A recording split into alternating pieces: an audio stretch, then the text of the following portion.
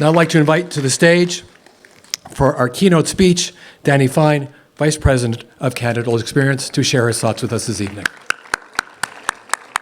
Just coming up here, a cool breeze hit me. The sun is setting. The birds are chirping. The earth is peaceful. Looking from here out there is a tremendous blessing. Jewish children coming to Israel. This is our transition ceremony, our transition between Yom HaZikaron and Yom HaAtzmaut, between Israel's day to memorialize those who have fallen in the development, the creation, and the defense of the state of Israel, and Yom HaAtzmaut, Israel's Independence Day. It also marks our transition, those of us who are on the March of Living, from our experiences, our emotions in Poland, to Israel. There's a lot going inside many of us. Let me just convey to you one story which helps me convey what's going on inside of me at this moment. Many years ago, I was with a group of marchers, and we found ourselves in Arad, Erev Yom HaZikaron, the eve of Israel's Memorial Day. We went to the city square, and we participated as best as we could in the ceremony. It was all in Hebrew. Some of us didn't understand it, but we felt calmed by being with others who were experiencing that moment. Towards the end of that ceremony, the Kel Malei Rachamim, the liturgy used to memorialize those who have died, was recited. A participant came up to me, and he said, "Dani, I don't understand." I explained to him the meaning of the prayer, why we say it, and how it's used to remember those who have died. He nodded his head. He said, "But I don't understand." I explained to him again, using the same words, maybe a slightly lighter tone, to hopefully help him understand. And then he said again, "I don't understand." I turned to him, I said, "What don't you understand?" And he said to me, with full of anxiety and quite a little of anger, said, "What don't you understand? We heard Kel Malei Rachamim in Poland. Why are we listening to it here?"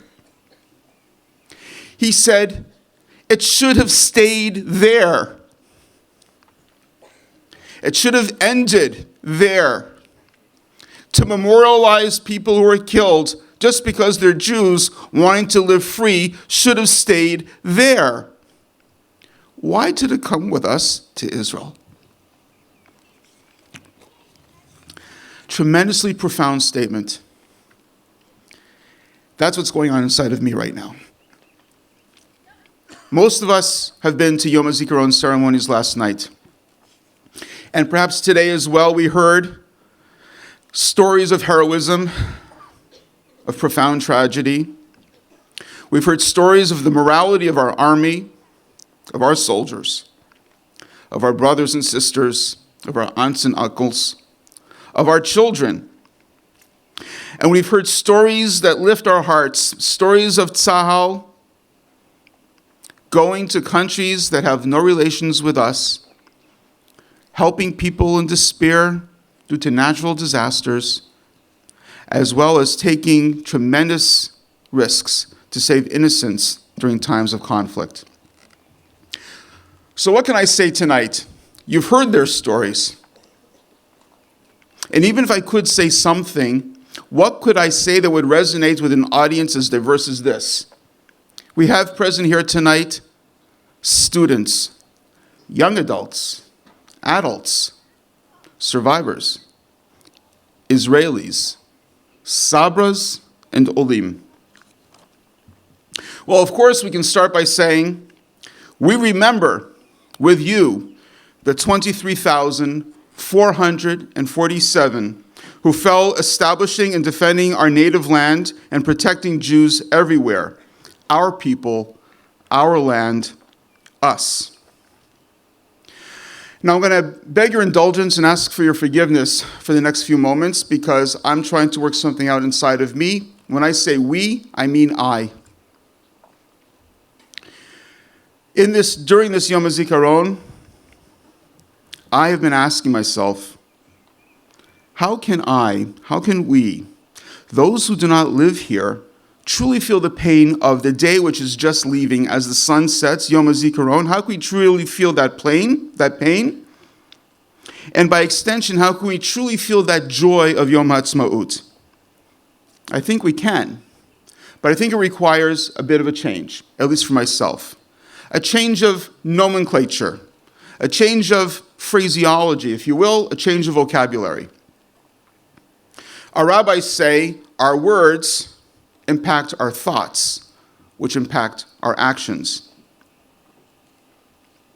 No longer, for me at least, does the word Jewish people, Jewish nation resonate as I thought it should or could. For me, it just seems too large, too abstract, perhaps a little too distant. I want to distill it to its very core for myself, just so that I can connect. I just want to use the word family. Jewish family. That's what we are. And as a Jewish family, as all families, we have the same quirks as all families. We argue a lot. We live apart. We disagree even when we agree we disagree. People join our family, and unfortunately at times people leave our family. But a family we are. And as it goes in families, the pain associated with the death of a loved one is shared by the entire family, regardless of where family members reside. And we rally to support one another in our family in times of need. So too now, where the global Jewish family mourns the deaths of those who sacrificed themselves for their family, for us, on Yom HaZikaron. And only in a family can we truly feel the excitement of a happy event, such as the sublime joy in marking the re-establishment of our sovereignty in our native land on Yom HaAtzmaut. We started our March of the Living journey immediately after Passover. In the Torah reading on the seventh day of Passover, we read a very intriguing passage. The passage goes as follows: Vayikach Moshe et atzmot Yosef imo, ki hashpeya hishpia et bnei Yisrael. Upon the transition of being free people from being slaves, about to leave Egypt, Moses says, hold on a second. Give me a moment. And as that pasuk says, Moses took the bones of Joseph with him because he, Joseph, made the children of Israel promise. The commentators say that Joseph made his brothers promise him to take his bones, his remains, with them when they finally left Egypt. That promise, that legacy, that narrative was passed from generation to generation in Egypt until Moses himself fulfilled that promise. And he was motivated by Joseph's legacy. I think there are two profound lessons from this seemingly very simple passage. The first is, Moses took the bones with him. The pasuk, the sentence says, imo, with him. He's Moses. He could have delegated that job to anybody. Why did he have to be weighed down by a bunch of old bones? He saw that it was his responsibility to fulfill the promise, as it was the responsibility of all those around him. So too for us. It is our responsibility individually to carry on the legacies of those who died here for us. Secondly, the Atzmot Yosef, the bones of Joseph, and the Atzamot, and the bones, the memories of all those who remembered yesterday and will continue to remember for eternity, are integrally connected to the concept, in my mind, of Yom HaAtzmaut. Atzamot, bones, Atzmaut, independence, have the same root, etzem, essence. The essence of the connection is that the Atzmot Yosef narrative, the bones of Joseph narrative, and continuing the legacy of those who gave us this great gift of Atzmaut, of independence, is for all of us to determine how we will live up to that particular promise. We are integrally connected one to the other. Just as we remember those who have died establishing and defending Israel, we must ensure their deaths, their atzamot, are not forgotten. For if they are, Yom HaAtzmaut will quickly lose its profound significance, hard-won through far too much blood and suffering. This is a transition ceremony, and as we just heard earlier, we have one every single week in the Jewish calendar, Havdalah. Havdalah is our attempt to bring a part of that poignancy of the Sabbath into our daily lives.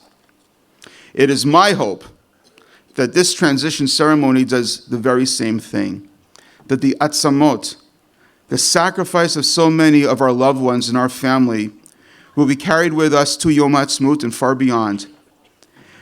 That the ecstasy of Yom HaAtzmaut will be seen always through the lens of the pain that gave us this great gift, the gift of our family living free in our land. Chag Sameach.